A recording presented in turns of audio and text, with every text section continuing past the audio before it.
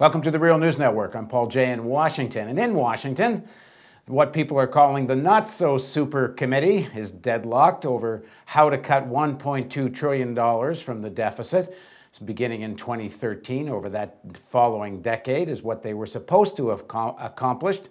Now joining us to talk about the work of this super committee and just why they're trying to do all of this anyway is Michael Hudson. Michael is a distinguished economics professor at the University of Missouri, Kansas City. He's also the author of the book Super Imperialism, the Economic Strategy of American Empire. Thanks for joining us again, Michael. Thank you very much, Paul. So first of all, let's step back again here, because all the news coverage about the super committee all kind of presupposes that it's a good thing to be cutting $1.2 trillion out of the deficit. And this was all needed because the U.S. was going to have their bond rating lowered and all of this. Standard & Poor's helped trigger this. Just remind us the context of why this is happening and then give us your take about it. Mr. Obama has appointed neoliberal advisors. The deal that he made when he was elected was that he would get Wall Street's campaign financing in exchange for appointing Larry Summers and Tim Geithner and other Wall Street people. And the financial sector all over the world is opening a class war against labor, from the United States to here. Mr. Obama's intention is to reduce wages here by between 20 and 30%, and that requires a recession. Or actually, it requires much more than a recession. Let's just say depression. So about 3 months ago, Mr. Obama negotiated with the Republicans to adopt the Republican program of cutting back government spending in order to shrink demand, lower employment. His objective is to create more unemployment in the belief that if you cut back employment, wages are going to go down, and if wages go down, that will create higher profits. That's sort of a bizarre belief, and he's willing to bring on a recession in order to serve the neoliberal philosophy. Remember, this is the president who, when he went into the Senate, chose Joe Lieberman to be his mentor and advisor, and Joe Lieberman showed him how to essentially maintain his constituency of voters, while at the same time raising money from the real constituency, which are his campaign contributors. So Obama made an agreement 3 months ago with the Republicans to cut government spending by the $1.3 trillion you mentioned. The problem is, how is he going to represent himself as the agent of change? This wasn't exactly the kind of change that his supporters had expected. So he said, okay, we're going to appoint a super committee that guarantee in advance nobody's going to agree, but before we go through that charade, we're going to agree on what the outcome will be, the cuts, but you have to give me 3 months so I can go to my electorate and say,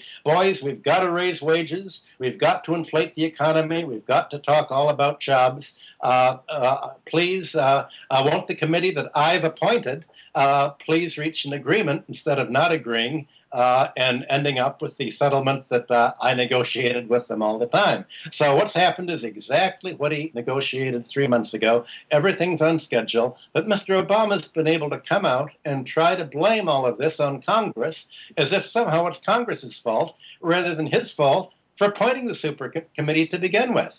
And it's his fault for negotiating exactly what the fallback position is. And the point here is, when it came time to raise the deficit ceiling, President Obama had other choices. That's what you're saying?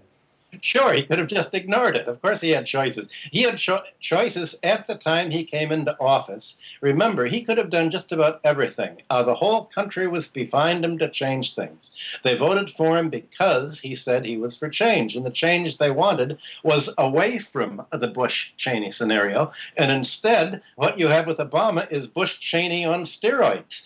He's escalated Cheney's military neocon program all over the world. especially in North Africa, the Arab countries, and now threatening Iran. And domestically, he's put the class war back in business. So he could have said, look, Congress, if he would have been an honest guy and meant what he said about change, he would have said, look, I'm not going to bail out Citibank. I'm not going to bail out Wall Street. I'm going to use the government money to spur employment and economic growth, not giveaways. And if you congressmen oppose me, then I'm going to go to the country and I'm going to let them know that you're opposing growth. He could have brought them all along. That's what a strong president is supposed to do. Now, but that being said, all the conditions for recession were there when President Obama came to office, and you've had 30 years of stagnant wages. Yep. So it's not like you can just say he created the recession. I guess what you're saying is that he could have done a heck of a lot more about it and continued those kinds of Bush-type economic policies. Of course, he didn't create the recession, but people expect a president to pull the economy out of recession by stepping up government spending. That's what's been done for the last 70 years. And instead of increasing government spending to pull the economy out of recession, or depression that it's going into, what he's doing is cutting spending back, making it even worse. Now, it cannot be a coincidence that this is exactly what the European Central Bank and the European financial interests are doing too. You're having an identical program followed by Europe and by the United States, a highly anti-labor program, anti-government spending, moving deeper and deeper into austerity. And what Obama and Europe is doing is imposing an austerity program on the economy, right as it's shrinking even more. So the result is that austerity is going to lead to more debt defaults, more foreclosures, and we're into a kind of escalating depression that is essentially wiping out the middle class wealth, but letting wealth flow to the top. This is really benefiting the top 1% of the economic pyramid. I guess an example of what you're talking about too is what in the restructuring of General Motors, new employees are going to start at half the wages that they had previously, and we're seeing this two-tier type of contract right across the country in Wisconsin, Mercury Marine. Harley Davidson, all two-tier contract with new employees essentially having wages cut by half. So I guess this is part of what you're talking about. Well, that's what seems to have been intended from the very beginning. None of this can have been a secret. And what is locking it all in is a state and local deficit. If the federal government cuts back spending, this is going to hit the states and localities very hard. And most of these are under budget balance amendments, and they're going to have to cut back public employment. So the brunt of the slowdown in the American economy is going to be felt at the public sector level of state and local government, and that is the main target of the neoliberals in this country, because they think that local public sector unionized employment has to be broken. Most of the unions in America are in the public sector union. So by pushing on a recession, you not only lower wages in the private sector, but essentially you force the states and localities to break up the public sector unions, which again, as you point out in Wisconsin, is exactly what the game plan is. Now, if I were defending President Obama, I guess what I would say is, isn't he and his administration dealing with the real politics of the country, meaning that the other side who wants this austerity plan, and this is sort of giving some benefit of the doubt to the Obama administration that they wanted more stimulus but weren't able to pass it, but still their argument would be there's so much money on the other side that if you actually look at public opinion polls and such, that at least half the country is for these kinds of cuts, and that they're trying to grapple with that as they head into a new election. I mean, how do you answer that argument? Well, first of all, before 2010, the Democrats, Obama's party, was in control of Congress, and they could have passed the budget already back then, before the public got disgusted with them and voted in the Republicans, thinking there's got to be a better choice. So the first 2 years, that excuse wouldn't matter. The second 2 years, Mr. Obama's done nothing to get the big money out of politics, specifically the Citizens United case. There's been no attempt to say, wait a minute, the Supreme Court justices we appointed that approved Citizen United, they were lying in their statements before the Senate. They can be removed. Lying in what way? Well, they said that they were nonpartisan. They said that they were not radical. These guys are radical. Their intention is to overturn the Constitution as it's been understood for the last 200 years or so.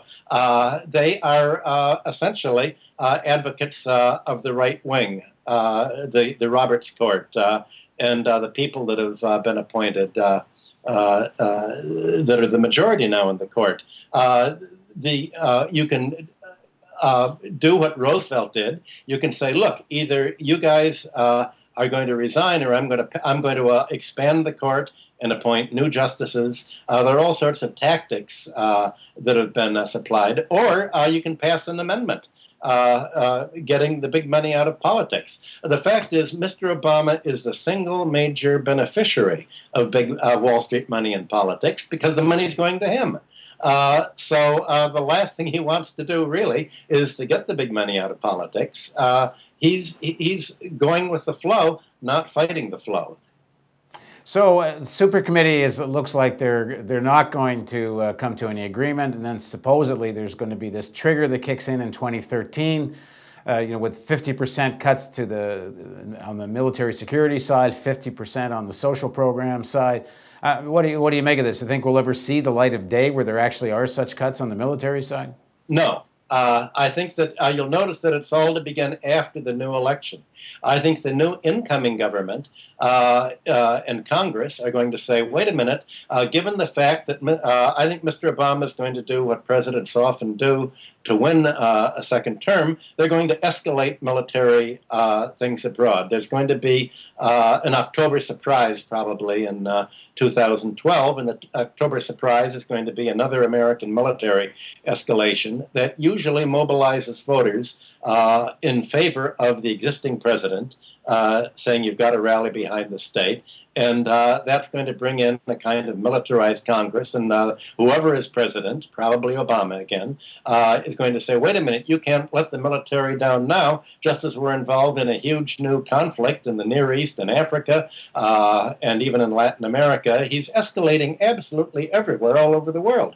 And that makes it very unlikely that they'll cut the military budget. So all of the cut is going to be in the domestic social budget at home and in revenue sharing with the states. That's what I would expect to happen. So what do you think people should do?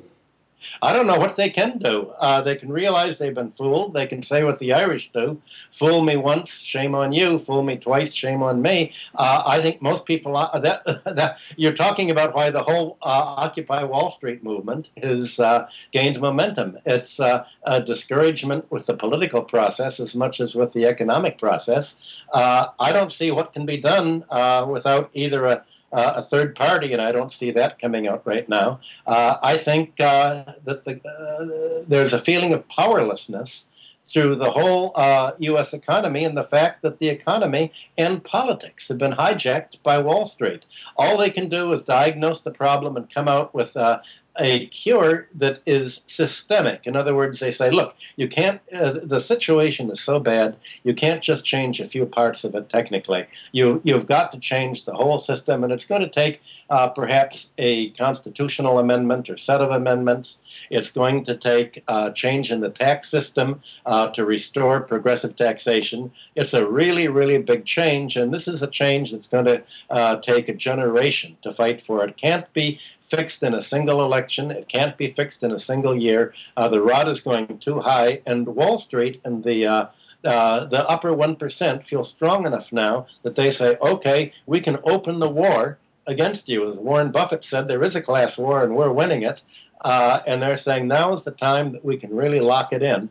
All that the American people can do is not to make the victory of the 1% irreversible, but plan about how to reverse the victory that they're achieving under Obama now, and that they expect to achieve when he brings on an even deeper depression in the year to come. Well, maybe people can look back at what's happening in Cairo as we speak, because there's thousands of people back in the square demanding this military regime is Mubarak without Mubarak, and they want them gone. But thanks very much for joining us, Michael. Thank you very much, Paul. And thank you for joining us on the Real News Network.